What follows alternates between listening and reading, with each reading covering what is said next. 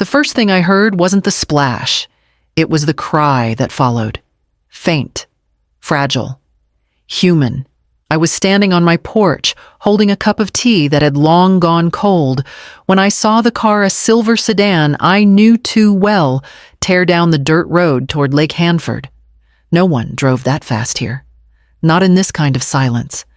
Not unless they were running from something. Shay, my daughter-in-law, my son's widow. 6 months since Ellis's funeral, and I hadn't seen her once.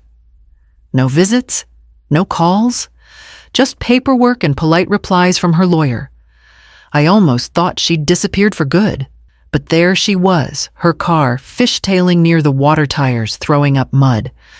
She got out fast, almost stumbling. Her hair was wild, her dress wrinkled.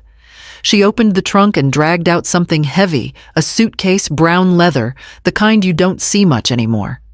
It looked like it took all her strength to move it. Shay. I called, my voice breaking in the open air. She didn't hear me, or didn't care. She swung the suitcase once, twice, and on the third motion, she hurled it into the lake. The sound of the splash sliced through the quiet.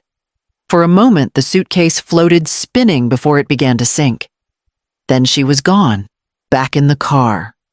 Dust and silence in her wake. I dropped my cup. It shattered on the steps. I didn't even look down. My legs moved before my mind caught up. Down the porch, across the yard, onto the road that led to the shore. My lungs burned, but I kept running until my feet hit the mud. The lake rippled under the fading sun. And then I heard it again, faint, muffled, coming from the water, a sound that didn't belong. I waded in. The water was cold, climbing up my legs as I reached for the sinking shape. My hands slipped once, twice before gripping the handle. I pulled with everything I had until the suitcase broke the surface. Something inside moved. The zipper fought me. It was rusted, half-torn, and slick with water. My fingers wouldn't stop shaking. When it finally gave, the smell hit me first, metallic cold like the lake itself. Inside was a towel, soaked and heavy, bunched around something small. I pulled it open, and my breath caught. A baby. A boy, maybe. His skin was pale blue, lips trembling, chest barely moving. A piece of string was tied around his umbilical cord, rough and uneven, like someone had done it in panic. For a second, I froze. My brain couldn't make sense of what I was seeing. Then instinct took over. I lifted him out, cradled him against my chest. His body was limp, but warm enough to still hold life. "Please," I whispered, though I didn't know who I was talking to. My voice cracked. "Please, breathe." I ran toward the house, clutching him close. My wet shoes slapped against the steps. I grabbed the phone with one hand and dialed 911, nearly dropping it twice. "There's a baby," I stammered. "In the lake. He's not breathing right. Please." The operator's calm voice cut through the chaos. "Stay with me. Keep him warm. Don't shake him. Wrap him in something dry." I tore open the linen drawer, grabbed a towel, and laid him on the kitchen table. His chest fluttered, weak but moving. I rubbed his tiny arms, whispered nonsense, anything to keep him here. The sirens came fast, but every second felt longer than a minute. When the door burst open, 2 paramedics rushed in, a man with a gray beard and a younger woman with sharp eyes. She scooped the baby up with practiced hands. "Still breathing," she said, pressing her stethoscope to his chest. "Let's move." I followed them to the ambulance barefoot, shaking my clothes, still dripping lake water. As the doors closed, I caught one last look at the small bundle in her arms, wrapped in clean white cloth, now not the torn towel. Somewhere between the flashing lights and the road ahead, it hit me. Shay had been pregnant, and I had never known. The hospital smelled like antiseptic and urgency. They took the baby straight from the ambulance to a small room I wasn't allowed to enter. I sat outside on a hard plastic chair, my hands clenched around the towel I'd used to wrap him. It was still damp, still smelled faintly of the lake. Every time a door opened, my heart jumped. Then a nurse appeared, a tall woman with kind eyes and a steady voice. Her name tag read, Eloise. "He's stable for now," she said quietly, sitting beside me. "His temperature was dangerously low, but he's breathing on his own." I nodded, but the words didn't quite reach me. My body was still shaking, though I wasn't sure if it was from the cold or from what I'd seen. "He was in a suitcase," I whispered. "In the lake." Eloise didn't flinch. "Sometimes people panic. They do things that make no sense. But you brought him in. That matters." She let me into the room once the doctors cleared it. The baby was in an incubator, small and fragile, a network of wires and tubes surrounding him. His chest rose and fell, slow but steady. I stood there for what felt like hours just watching, afraid that if I blinked, he'd stop breathing again. A police officer came in later, a young man with a notebook, and the kind of voice people use when they think you're about to break. He asked questions when I'd last seen Shay. What car she drove, how far away I'd been from the lake. I told him everything I could remember, the silver sedan, the way she moved the gray dress clinging to her knees. "And you're certain it was her?" he asked. The words lodged somewhere deep. The answer should have been yes. I'd known Shay for years, but the more I replayed it, the less clear it became, the distance, the light, the way her hair was tangled. I swallowed hard. "I think so." When the officer left, I turned back to the incubator. The baby's tiny hand twitched, and in that moment, I realized I couldn't leave, not until I knew who he really belonged to. The results came in 3 days later. Eloise found me in the hallway, a folder clutched against her chest. Her expression told me everything before she spoke. "It's him," she said softly. "The baby's your son's." My throat tightened. "Ellis." She nodded. "The DNA is a match. He's your grandson." For a long time I couldn't speak. My legs gave out and I sat down hard on the nearest bench. A sound came out of me, half laugh, half sob. Ellis. My boy who died on a wet highway 6 months ago. The son I buried with shaking hands. He had a child. I looked toward the glass window of the neonatal unit. The baby slept under the soft light. Tiny fingers curled around nothing. Ellis's son. My blood. Detective Salazar arrived later that afternoon. She carried herself with the weight of someone who'd already seen too much. "We've been reviewing financials," she said, sliding a manila folder across the table. "Your daughter-in-law received a large deposit 2 weeks after your son's death, $812,000 from a life insurance policy." I blinked. Ellis had insurance. He named her the beneficiary. He said it was for the house. She also emptied 2 joint accounts shortly before he died. The words made me dizzy. Shay had never mentioned any of this. When Ellis's car went off that road, she told me he'd fallen asleep at the wheel. She'd cried so hard I'd believed her. The detective closed the folder. "We'll need to talk to her." "I haven't seen her since that night," I said. Quietly. Not once. When the detective left, I went back to the incubator. Eloise was there, adjusting one of the monitors. I reached inside and brushed my finger against the baby's hand. His grip was faint but sure. Ellis's son. My grandson. A child I didn't know existed until someone tried to throw him away. And if Shay hid him from the world, it meant there was something about his birth she never wanted found. I'd always believed Ellis's accident was just that, an accident. That's what Shay told me. That's what the police said. That's what the funeral home whispered when they handed me the death certificate. But Detective Fatima didn't believe in accidents until the pieces fit. And now, they didn't. She sat across from me in the hospital conference room, elbows on the table, fingers steepled beneath her chin. "We reopened the file," she said. There were things that didn't sit right with the original report. The rain made it easy to dismiss, but she slid a photo toward me. A close-up of a frayed brake line. This wasn't weather, she continued. It was tampered with. Clean cut. Precise. I stared at the photo. It meant nothing at first, just a blurry tangle of metal and rubber. Then everything tilted. "There's more," she said. "A mechanic from the shop where Shay took the car 2 days before Ellis died. He came forward. Said she paid him cash. Told him not to ask questions. He thought it was strange, but she seemed desperate." I closed my eyes. "Desperate," I repeated. She was always restless. But Ellis loved her. She filed the insurance claim within 48 hours of the crash. That's quick for a grieving widow. I couldn't breathe. Not properly. My chest felt tight as if my ribs had caved in. Ellis had called me the night before he died. Said he had something to tell me. But he never got the chance. "She's missing," Fatima said quietly. "We issued a warrant, but so far no trace. No credit card activity. No cell signal. She was running. And if she was willing to cut a brake line lie to my face and dump her newborn into a lake, then love had nothing to do with it." Later that night, I sat beside the incubator again. Julian. Yes. I'd started calling him.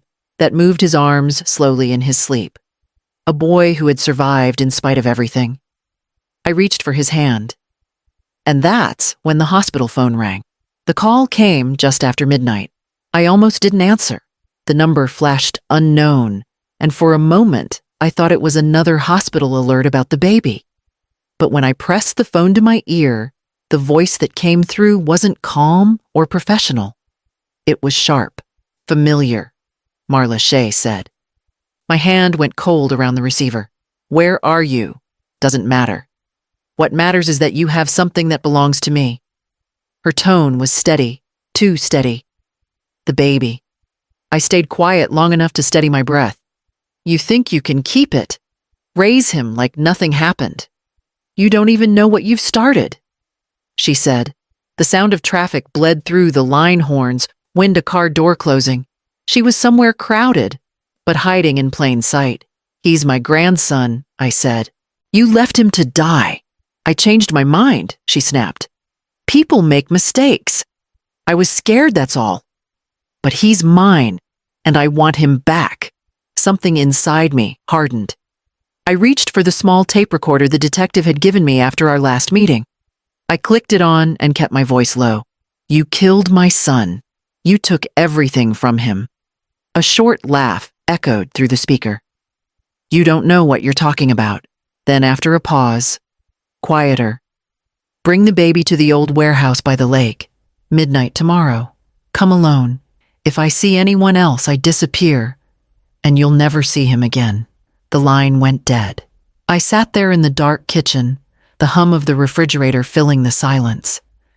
My reflection looked back at me from the window, older, smaller, but not broken. I picked up the phone again and called Detective Fatima. "She called," I said. By morning, the plan was in motion. They would wire me watch from the shadows and wait for Shay to make her move. And I would be the bait. I arrived 10 minutes early. The warehouse by the lake looked smaller than I remembered, just a rusted frame of corrugated metal and cracked windows.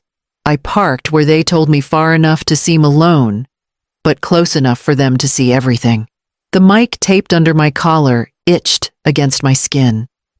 My palms wouldn't stop sweating. I walked inside with empty hands. The air was damp, filled with the smell of mildew and old oil. My footsteps echoed against the concrete floor. Then I saw her. Shay. She stepped out from behind a stack of broken pallets, her hair pulled back tight, a duffel bag slung over her shoulder. Her eyes darted around, scanning for traps. "You really came alone," she said. I nodded. "You said you wanted him back." "He's safe. He's at the hospital. I didn't mean for it to go this far," she said, voice trembling. "It was supposed to be simple. Just the money. He wasn't supposed to be in the car that night. You cut the brakes," I said. She stared at me, then looked away. "He found the paperwork. The fake accounts. He was going to leave, He said he'd go to his lawyer. I couldn't let him do that. And the suitcase tears filled her eyes, but her mouth stayed hard. I panicked. I thought if no one knew, no one could take anything. He's mine. That child is mine. Then she pulled it from her coat. A gun. Small but steady in her hand. I just wanted my life back, she whispered. I kept my arms at my sides, slow and measured. I pressed the button on the keychain in my pocket. Just once. It only took seconds. The side door slammed open. Flashlights, boots, voices yelling commands. Shay dropped the gun hands flying up. One officer grabbed her, another kicked the weapon away. She didn't fight. She just looked at me. Empty. As they pulled her outside, I stood there alone, the silence of the warehouse pressing down like fog. By morning, Julian would be discharged from the hospital. They let me hold him before we left the hospital. He fit into the crook of my arm like he belonged there. I whispered his name, Julian, and felt him breathe against my shoulder. But love wasn't enough. Not in the eyes of the state. 3 days after Shay's arrest, a woman from Child Protective Services knocked on my door. Her smile was tight, rehearsed. She asked if I had a crib, if I had a stable income, if I was mentally prepared to care for a baby at my age. I'm not trying to replace anyone, I said. I just want him safe. I want him home. She nodded and made notes without looking up. They gave me temporary guardianship, just enough to keep him out of foster care, but not enough to sleep through the night. Every form came with another meeting. Every interview came with another question that sounded more like doubt than concern. What would I do if I got sick? Did I have support? Could I still carry him up the stairs? They didn't ask what I'd already done. They didn't ask how many nights I stayed awake in that hospital chair, or what it felt like to pull him from that lake with my bare hands. I cleaned out Ellis's old room, packed away the trophies, the books, the flannel shirts he used to forget in the laundry. I painted the walls a soft green and bought a secondhand crib from a neighbor down the street. Julian's first night under my roof, he cried for hours. I walked the floor with him until his breath grew steady again. My arms ached. My back throbbed, but something deeper inside me held firm. The lawyer said the final hearing would be in 6 weeks. Until then, I had to prove what I already knew. I wasn't trying to be perfect. I was trying to be his. And one morning, as the sun slid across the nursery floor, I found something wedged behind Ellis's dresser, thin leather bound with his handwriting across the front. The journal was tucked behind the dresser, covered in dust and the faint smell of old paper. My hands trembled as I opened it. Ellis's handwriting filled the pages, sharp, quick, full of thoughts he'd never said out loud. At first it was ordinary. Notes about work, grocery lists, a reminder to fix the porch light, but then the tone changed. Something's wrong with Shay, one entry read. She's distant, cold. I found a positive test in the bathroom drawer. She says it isn't hers, but I know it is. Another entry. She's been meeting someone. I checked the bank statements, money missing. I don't want to believe it, but it feels like I'm sleeping beside a stranger. The next few pages grew darker. The writing slanted, rushed. I changed my will. Everything goes to the baby if something happens to me. Shay will hate it, but I can't risk it. She only sees numbers now. I pressed my fingers to the ink, tracing the lines like they were veins still connected to him. He'd known. He'd seen the danger and tried to shield what he hadn't even met yet. I sat in the middle of Julian's new room, the room that once belonged to the man who'd written those words. The crib stood where Ellis's desk used to be. The mobile spun slowly above Julian's head as he slept, his small chest rising and falling in rhythm with the hum of the baby monitor. I wanted to tell Ellis he'd done it, that his son had made it through, that his choice had saved a life, even if it cost his own. I closed the journal carefully and placed it on the shelf beside the baby's blanket. It didn't feel like a relic. It felt like a promise. Outside, the winter wind brushed against the windows, soft but constant. I turned off the light, listening to Julian's slow breathing, and felt the quiet settle around us both. The hearing was set for the next morning. The papers came in the mail on a Thursday. Thick envelope. Court seal. My name at the top, his at the bottom. Julian Ellis Dennison. Full custody.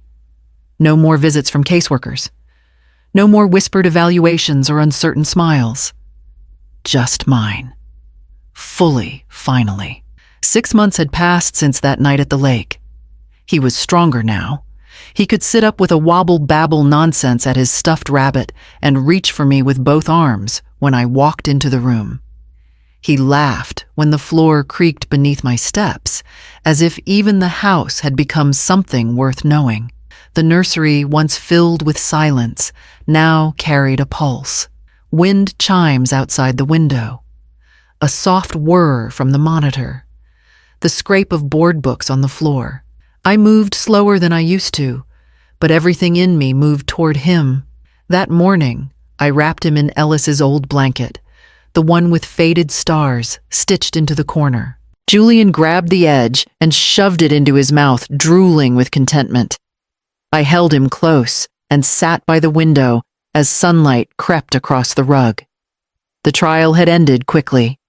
Shay didn't speak when the sentence was read. No apologies, no fight. Just a woman walking into the consequence she'd built with her own hands. I didn't attend the final hearing. I didn't need to. I speak softly to Julian now. Not about what's been lost, but about things that stay, how birds return to the same trees. How books never forget where you left them. How the lake is calm again. I tell him stories I made up, ones I wish Ellis had heard. And when he presses his head against my chest and sighs, I remember what it's like to hold something that wants to stay. By the time he drifts off in my arms, the light has warmed the whole room. The day stretches ahead of us open and wide.